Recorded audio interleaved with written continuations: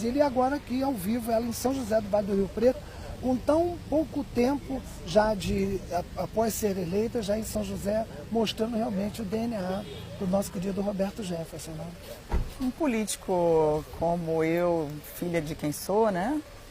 Não posso abandonar as nossas bases, as nossas raízes, porque não tem árvore que cresça sem as raízes bem tratadas. A gente tem que voltar, primeiro para agradecer vocês pelos votos e sempre pela receptividade que tem, tanto comigo quanto minha família no partido e o partido, e também para reforçar, reafirmar os meus compromissos, seja com as próximas eleições municipais, seja com os projetos futuros para a nossa cidade, a governabilidade, a ajuda que eu vou poder dar para o município como deputada federal e presidente nacional de partido, e que eu quero ser uma servidora de vocês, assim como meu pai foi durante tantos anos e tantos benefícios trouxe para a cidade. A deputada foi 3 vezes secretária do Envelhecimento Saudável da Terceira Idade. Gostaria que você falasse do seu trabalho com os idosos. Bom, os idosos, eles me escolheram. Isso aí é uma coisa kármica que eu não tem jeito, não tem jeito.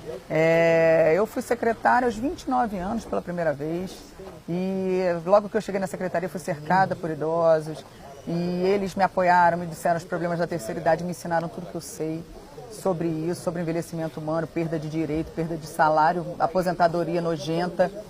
E é uma bandeira do PTB lutar contra o fim do fator previdenciário, tanto é que a gente acabou com ele na Câmara, foi uma emenda de um parlamentar do PTB que acabou com o fator previdenciário, aquele que achata as aposentadorias.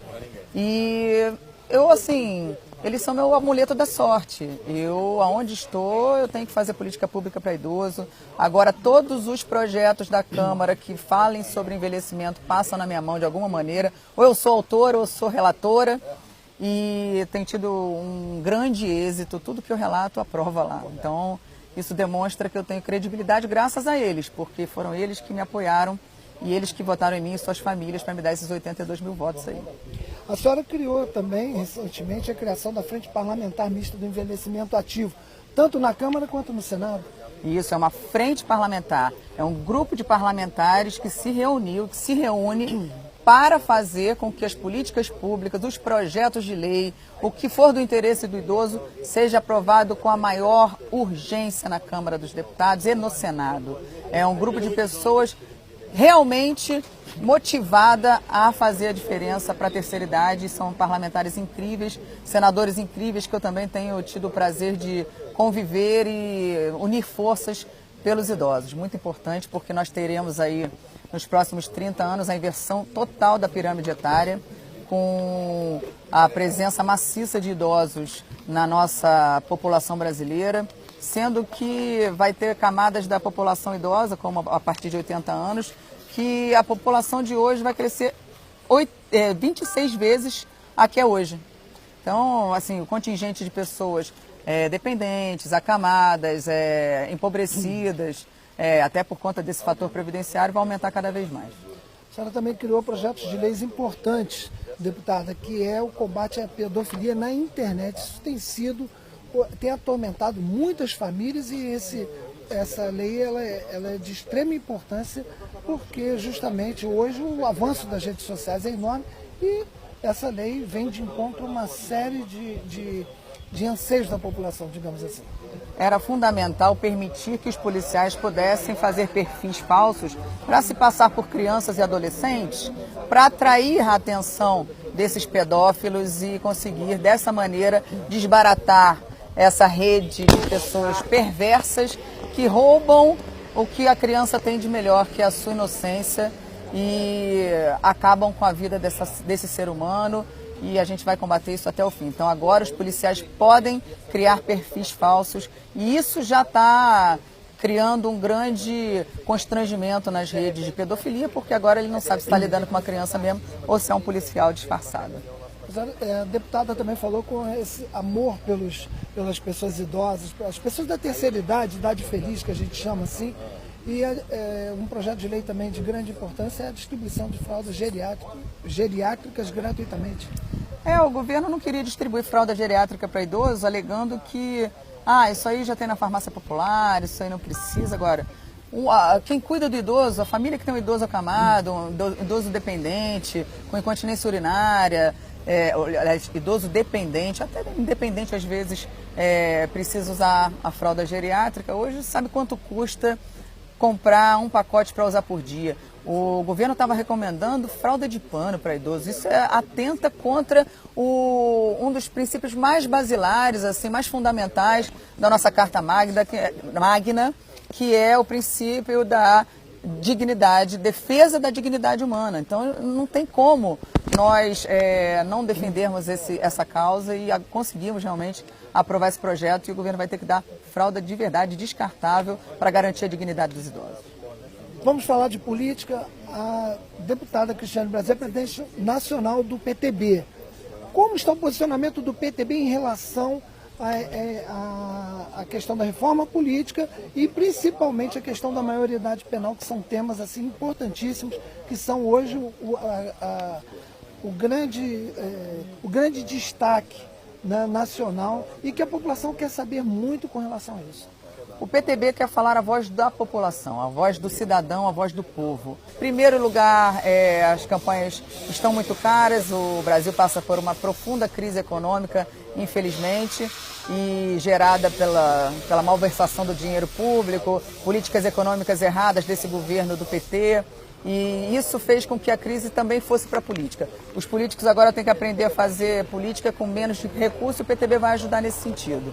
Com relação à reforma política também, continuando, nós estamos lutando para que todos os políticos, de uma maneira geral, tenham um olhar novo para com os anseios da população, e estamos juntos na aprovação de medidas que vão reduzir, inclusive, o número de partidos, para que nós possamos avançar politicamente, para poder cobrar também do Legislativo uma união com o Executivo para conseguir fazer com que as políticas públicas que o país tanto precisa virem realidade, na educação, na saúde, na segurança pública, porque Legislativo para um lado, Executivo para o outro, o Executivo escondendo coisa do Legislativo, não dá mais para aturar, não pode mais ser assim. Como é que a gente não sabe o que o governo faz com o dinheiro do BNDES, por exemplo? Deputado federal não tem acesso a isso. Quer dizer, está lá na Constituição que nós somos os fiscalizadores do Executivo, mas a gente não sabe o que acontece na caixinha preta do BNDES? Então, são medidas que fazem parte, inclusive, dessa reforma política, que, fortalecendo o parlamentar, fortalece a representatividade dele e a força que ele vai ter para lutar pelos nossos direitos. Um governo não pode se apoderar da máquina pública do Brasil para chamar aquilo ali de seu. O que ele está metendo a mão é dinheiro nosso, do consumidor, que paga imposto, trabalhador que trabalha, entendeu? Chegou esse povo lá para se instalar dentro das instituições como se fosse o dono daquilo, como se fosse um câncer. A gente tem que extirpar esse câncer do Brasil e devolver o poder a quem trabalha de verdade. Esse é o PTB, por isso que eu penso que nós estamos num partido muito promissor, porque nós valorizamos realmente quem trabalha e queremos empoderar, devolver dinheiro, reduzir impostos para quem trabalha. Com relação à maioridade penal? Nós somos favoráveis à redução da maioridade penal. Nós não vamos colocar criancinhas inocentes nenhumas na cadeia. O que nós vamos fazer é prender pessoas que cometeram crimes bárbaros, crimes contra a vida, sequestros, enfim, crimes hediondos que a sociedade não aceita mais perder suas filhas, suas meninas, seus filhos para essas pessoas que têm 15, 16 anos, sabem discernir o que estão fazendo e antes saíam, assim, depois de matar 10, matar 20 da prisão como se fossem inocentes. Tadinhos, eles não cometeram crime, isso está errado. E é uma tendência mundial, tá? O Brasil não está fazendo nada demais. A maioria dos países, a média de idade que os jovens podem ser punidos e colocados na cadeia é de 14 anos. Os países que aumentaram a maioridade aumentaram de 10 para 14, de 13 para 16, de 14 para 16, nunca além disso. Então o Brasil não está na contramão do mundo, não. Isso não vai ajudar, inclusive agora, a gente tem que fazer duas coisas também. A gente tem que fortalecer os conselhos tutelares, a gente tem que fortalecer as comunidades, as assistentes sociais. Para quê? Para com isso a gente também trabalhar as questões que são laterais dessa questão da criminalidade. Temos que mudar o ECA. Então, como eu estava dizendo, nós temos que fortalecer o conselheiro tutelar que está dentro da casa da criança, do adolescente, conhece a realidade daquela criança. E nós temos também que tornar o criminoso que alicia o menor para o tráfico, a gente tem que dobrar a pena dele. Botar ele preso muito mais tempo, não dar benefício para ele, não deixar ele ir para casa no Natal, no Ano Novo, acabar com o indulto. Tornar, assim, o aliciamento de menores uma coisa nojenta para a vida dele. Dessa maneira, a gente consegue diminuir a criminalidade e dar o exemplo para essa marginalidade acabar com essa história aí de achar que brasileiro é otário. Muito obrigada a todos vocês que acreditaram em mim. Em segundo lugar, fortalecer o nosso partido, trazendo novas lideranças, fortalecendo candidaturas a prefeito aqui em São José do Rio Preto. Vamos eleger uma bancada de vereadores que possam falar em nome da gente pelo trabalhismo que nós acreditamos. Como eu estou falando desde o início, nós acreditamos que nós temos que dar poder a quem trabalha. Não é para vagabundo, não é para quem trabalha, para quem produz, é para o empresário, para o empreendedor, para os donos da granja aqui, para as pessoas que estão ainda acreditando nesse país e que foram roubadas por um projeto de poder que torna todo mundo pobre e miserável, ganhando um salário mínimo ou menos. É isso que a gente é contra e foi para isso que a gente veio, para propagar essa mensagem de que nós estamos revoltados com a situação do Brasil e que não vamos permitir que essa crise continue e esses caras continuem roubando o nosso sonho de futuro. Deputada Cristiane Brasil, muito obrigado pela sua presença, muito bom te rever, muito bom a sua presença aqui em São José do Vale do Rio Preto, sempre marcante e mostrando realmente que tem não só isso o DNA do nosso querido Roberto Jefferson, mas também dos laços familiares, da amizade que as nossas famílias têm. E é um prazer muito grande te rever aqui em São José e com uma das grandes promissoras da política, uma grande líder política do nosso estado, do nosso Brasil.